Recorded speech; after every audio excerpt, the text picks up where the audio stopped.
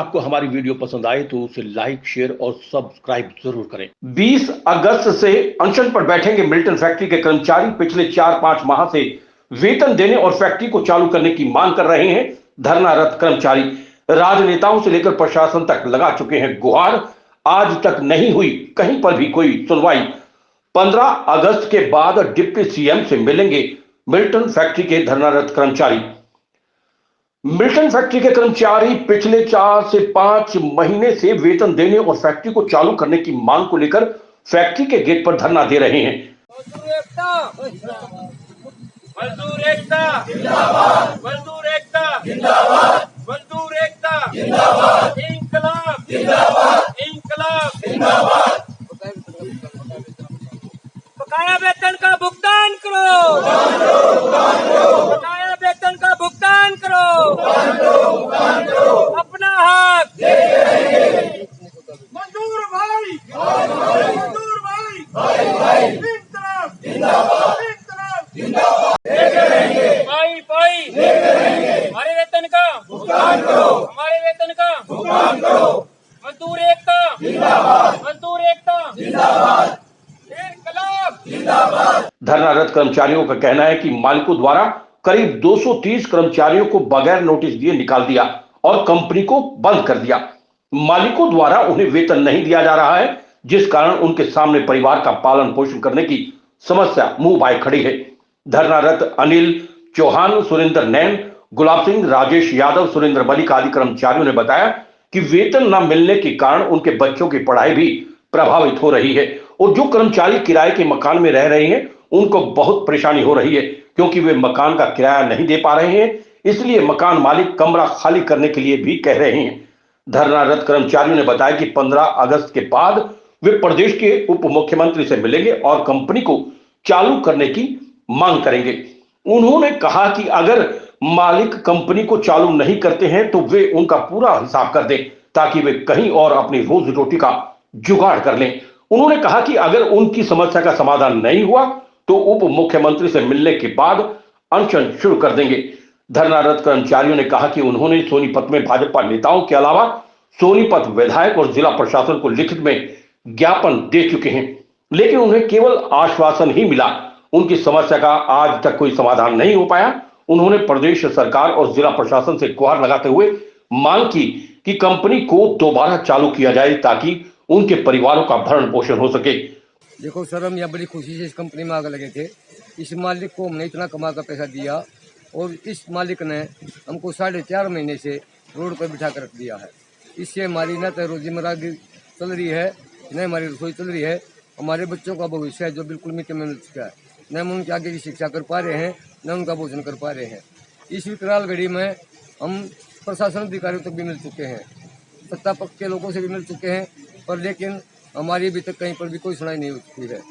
इस संकट की घड़ी में हर एक मजदूर के ऊपर 2 से 2.5 लाख तक रुपया खर्च बढ़ चुका है और इस अवस्था में जिस मालिक के लिए हमने 30-35 साल तक कमाया, उस मालिक ने इस स्टेज पर लाकर ने इस विकराल घड़ी में हमने यहाँ रोड पे छोड़ दिया है। हम 50 साल के हो चुके हैं, कई साथी 55 के भी हो चुके हैं, किसी के 4 साल बाकी हैं, किसी के 10 साल बाकी हैं। तो जाएँ तो अब हम कहाँ जाएँ? इस मालिक ने से हम गुहार लगाते हैं वो हमारे बीच में आता है और इस कंपनी को चलाए। अगर नहीं चलानी है तो हमारा जो भी भुगतान है वो हमारा दिया जाए। हम मालिक के बड़े आभारी होंगे। मैं 35 साल से इस कंपनी में काम कर रहा हूँ सर, और 35 साल से हमने इस मजदूर वर्ग ने इस मालिक को इतना पैसा कमा कर दे दिया। उस पैसे को आपस में न बांट पा रहे हैं। 2 भाइयों के आपसी झगड़े में उस पैसे को नहीं बांट पा रहे, इतना पैसा इकट्ठा हो गया। इससे कोर्ट तहसील में जा रहा है इनका वो मामला। मांग ये है कंपनी को पुनः चालू किया जाए, हमें ड्यूटी पर लिया जाए।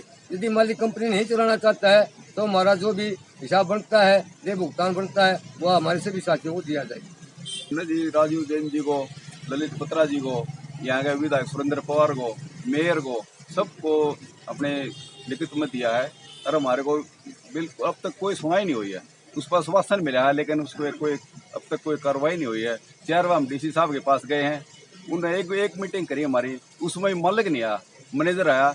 अब उस मैनेजर ने भी रिजाइन दे दिया। हम ये चाहते हैं डीसी साहब से अनुरोध करते हैं, हाथ जोड़ गए, भाई मालिकों को बुलाए, हमारी मीटिंग करवाए। अरे हमारी कोई मांग नहीं है। हमारा जो 4.5 महीने वेतन हो दिया जाए, कंपनी खोली जाए, हम काम करने के लिए तैयार है। तो 30 आदमी है जी। कल यहाँ अमित बिंदल जी आए थे, उन्होंने हमारे को आश्वासन दिया है। एक मैं डिप्टी सीएम साहब से, दुष्यंत साहब से मैं बात करूंगा और तुम्हारी वहाँ मीटिंग करवाऊंगा, और ये नहीं तुम्हारे को रोजगार दिवाओगे। अगर कंपनी ये बंद होगी तो और कहीं रोजगार दिवाओगे। और वो अभी 2-3 दिन का उन्होंने टाइम लिया हमारे से। कल यहीं आए थे, अपने आप उन्हें पता लग गया था मिल्टन वाले यहाँ बैठे हैं। उसका हमने उस पर भी पूरा वो विश्वास है कि हमारा डिप्टी सीएम साहब से बात करवाएंगे। हर एक आदमी पर कर्जा हो रहा है, बिजली के कनेक्शन काटे जा रहे हैं, रसोई के खर्चे नहीं चल रहे, राशन वाला सामान नहीं दे रहा है। हमारे 80% भाई किराए पे हैं, उनके मकान मालिक डोबरे वगैरह सड़क पे। लेकिन प्रशासन ने, कंपनी मालिक ने अब तक हमारे को 4.5 महीने के उसमें 2200 रुपये, किसी को 2200, किसी को 1800 रुपये दिए हैं। वो हर महीने नुमाले 500 रुपये पड़ते हैं जी। सभी के बच्चे घर बैठ गए हैं, क्योंकि स्कूल वाला तो फीस मांगता है, फीस कहाँ से दें। हम तो एक समाज सेवक है, वो हमारे को खाना पहुंचाता है, लाइन में लग हम खाना लेते हैं, जैसे भिखारी नहीं है, भिखारियों की तरफ। लेकिन वो खाना हमारे लिए नहीं होता, वो तो उनके लिए होता है जो लोन्स होते हैं। अब हम क्या करें, और तो हमारे पास कोई साधन नहीं है भाई, वहाँ एक टाइम का खाना दे जाता है, हम उसका भी धन्यवाद करते हैं। इसलिए भैया आज हमने वीडियो भी बनाई थी, और सभी को पता है निखिल मैदान एक टाइम का हमारे खाना दे जाता है, उसका धन्यवाद करते हैं हम। टीटू ने हमारे का ज्ञापन डीसी साहब को दिलवाया था। डीसी साहब से हमारी मीटिंग हुई थी, मैनेजमेंट की तरफ से डायरेक्टर मीटिंग में आए थे। तो उन्होंने डीसी साहब ने पूछा था, भैया आपने 4 महीने से गेट पे बिठा रखे, आपने इनका हालचाल पूछा है जाके? नुकर नहीं जी। आपने इनको कोई नोटिस दिया है, बाहर कर रखे है? नुकर नहीं जी। तो आपने इनको ऐसे क्यों बिठा रखा है? आप क्या सोचते हो ये रोड पे घूमते रहेंगे 10 दिन बाद, या कभी आप फैक्ट्री चलाओगे दोबारा आपके पास आ जाएंगे? इनकी समस्या जल्दी से जल्दी हल करो। तो उन्होंने 15 दिन का टाइम मांगा है जी। अब देखो 15 अगस्त के बाद क्या होता है। हमने अब निर्णय किया है जी, 15 अगस्त के बाद एक बार तो हम डिप्टी सीएम से मिलना चाहते हैं। अगर वहाँ भी हमारी सुनवाई नहीं होती तो फिर हम सोच रहे हैं कि अनशन पे बैठ जाएंगे अपने। एक बार डीसी साहब से मिलके, एक बार डिप्टी सीएम से मिलके हमारी समस्या हल हो जाती है तो ठीक है, नहीं तो 20 तारीख से हम अपने अनशन पे बैठ जाएंगे।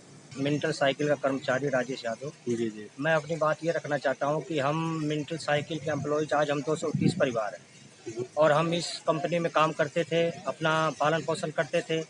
लेकिन आज 4 महीने पहले कंपनी ने बिना नोटिस दिए गैर कानूनी तरीके से तालाबंदी कर दी। ना मालिक हमारे सामने आए, ना मालिक मैनेजमेंट का कोई आदमी आया कि हमसे बात करे कि भाई हमारी कंपनी हमने क्यों बंद करी।